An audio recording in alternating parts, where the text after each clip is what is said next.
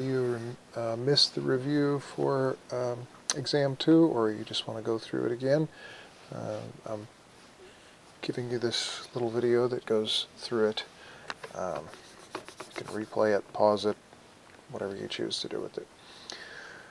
So the top here where it says April 5th just reminds us that that is the date of the exam. And now let's start with question 1. It says solve the following equation by using the quadratic formula. Well, in order to use the quadratic formula, we need to be able to identify the a, b, and c. And so to do that, I subtract the 3x from both sides of this equation, and I subtract the 1 from both sides of this equation, so that I am setting everything equal to 0. Collecting like terms means that 6 minus 1 equals 5, and so now we can see that a is 1, b is negative 3, and c is 5. So we put these into the quadratic formula, which is negative b plus or minus the square root of b squared minus 4ac over 2a, and that formula will be furnished on the exam. And so inserting those values here, here's b. Negative b is a negative of a negative, so it's positive 3. And then inside we have b squared here. What are we squaring? We're squaring negative 3. So that's why we put negative 3 within parentheses. Then I always think it's a good idea to put a and c in parentheses, whether they're positive or negative, regardless. Just helps me to see more easily what this multiplication is going to be. And so negative 4 times 1 times 5 is negative 20. Of course, negative 3 squared is 9. So inside the radical we have 9 minus 20. And of course, with a being 1, in the denominator we have 2 times 1, which is just 2. And now when we subtract 20 from 9, we have negative 11 within the radical. And that tells us that we will need to factor out the square root of negative 1, which is I. So we factor out an I, and this becomes a positive 11. And so our solutions then are 3 plus or minus I times the square root of 11 over 2. These are just other ways to present the same solution. If you want to separate the 3 plus or minus I times the square root of 11 over 2 into two fractions, you can do that here. 3 plus I times the square root of 11 over 2, and 3 minus I times the square root of 11 over 2. Or if you want to separate into two fractions, separate the 3 over 2 as one fraction, you can write it as 3 over 2 plus or minus the next fraction, I times the square root of 11 over 2. Or you can separate this into two separate numbers, 3 halves plus I times the square root of 11 over 2, and 3 halves minus I times the square root of 11 over 2. Any of these are acceptable. They're all correct. And now we move on to number 2, where we are asked to solve by factoring. Well, to solve by factoring, just like with the quadratic formula, we need to set all of our terms equal to 0. Here, all we need to do that is subtract 90x from both sides of the equation. And so our equation becomes 80x cubed minus 60x squared minus 90x equals 0. Next, when we factor, the first thing we want to do anytime we factor is to consider whether there is a greatest common factor to be factored out. And in this case there is. 10x is the greatest common factor among these three terms. And that leaves 10x times 8x squared minus 6x minus 9. We then factor this quadratic. We can use either the sort of trial and error method or the AC method. And if you need extra review or extra help on that, I have that available as well. Just hit me up by texting me, emailing me, or calling me. Alright, and so here we have three factors now: 10x times 4x plus 3 times 2x minus 3. And then to discover the solutions, we set each of those factors equal to 0.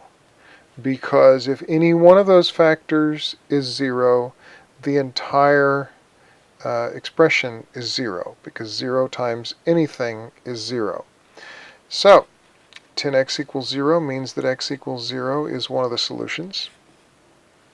4x plus 3 equals 0 means that x equals negative 3/4 is one of the solutions. We subtract 3 from both sides of this equation, then divide both sides of the equation by 4 or multiply by 1/4 as maybe if you see it that way, which is actually the preferred way. And then finally 2x minus 3 equals 0 means that x is equal to 3/2 is one of the solutions. We add 3 to both sides of this equation and divide by 2.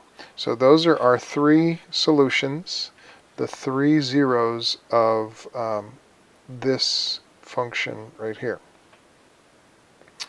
Alright, now in number 3 we have a quadratic, and we're to determine all of these different values and the points and lines and whatnot, and then use those to sketch a graph. Well, the vertex is easily seen when the function is presented in this form. You just take this value right here, this number, and change its sign. So the x value, which we call h, of the vertex is not positive 1, but negative 1. And then you keep the sign of this entry of this value right here. So the y value, which we call h of the vertex, is negative 4. So we can very quickly identify the vertex from this form of the function. It's just negative 1 and negative 4. Next, we use this vertex to graph the axis of symmetry.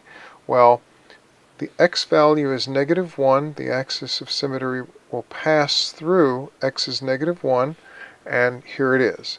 So each one of these squares is 1 unit. So if this is negative 2, this is negative 1. So I plot a line through that value and through the vertex, which I see I neglected to plot here. Sorry about that, but there should be a point right there, just like there's one here and one here. So now there's the vertex. And then part C says determine the function's y-intercept. Well, the y-intercept is going to occur where x is 0. So in my function, x plus 1 squared minus 4, I've substituted a 0 for x. 0 plus 1 is 1, 1 squared is 1, 1 minus 4 is negative 3. So the y-intercept is 0, negative 3. You could also say that the y-intercept is at negative 3, which is something you'll see later on in the review and later on in this solutions document. So there's the y-intercept, and we've plotted that right here. X is negative 3. Oh no, sorry. We plotted that here. X is 0 and y is negative 3.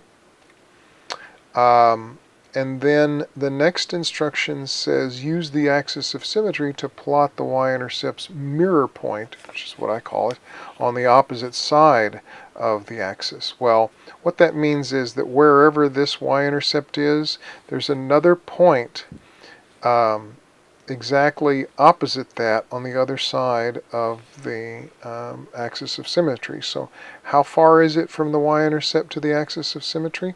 It's just 1 unit. So we go 1 unit to the other side, and we have a point to plot there.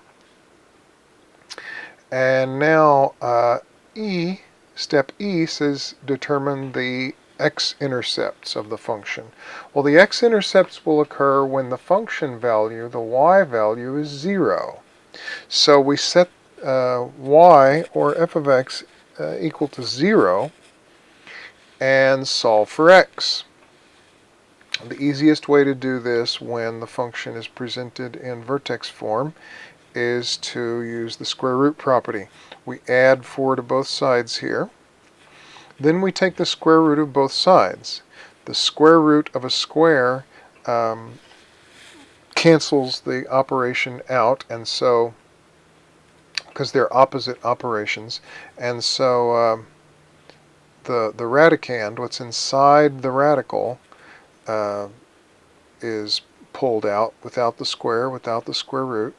So I don't know, that doesn't sound like that's very clear, but I think most of us understand what's going on here.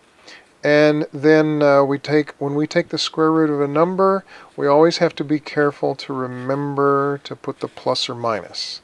So we have on the left side, square root of 4 is plus or minus the square root of 4, and the square root of 4 is 2, so this is plus or minus 2 on the left side. Then we subtract 1 from both sides of the equation to find the two x-intercepts.